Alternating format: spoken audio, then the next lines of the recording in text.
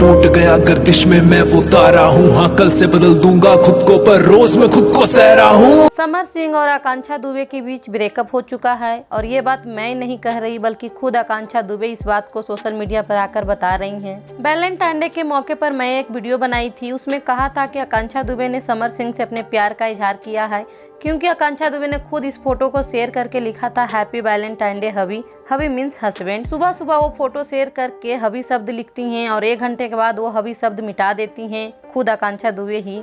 और इधर 1 हफ्ते से वो कभी कभी सोशल मीडिया पर आके फूट फूट कर रोती हैं तो कभी सैड रील्स वीडियो डालती हैं। अब यही फोटो को देख लीजिए, आकांक्षा दुबे ने इस फोटो को शेयर करके लिखा है, मुझे 2 चेहरे रखने वाले लोगों से नफरत है, ये तय करना इतना कठिन है। आकांक्षा दुबे के साइड वीडियो और फोटो देख के इनके फैंस भी इनको कमेंट कर रहे हैं कि 100% आपका और समर सिंह का ब्रेकअप हो चुका है, तभी आप इतने सैड दिख रहे हैं। तो दोस्तों आपको क्या लगता है इनके रिलेशन के बारे में, कमेंट में जरूर बताइएगा। वीडियो अच्छी लगे तो लाइक कीजिएगा, चैनल को सब्सक्राइब कीजिएगा।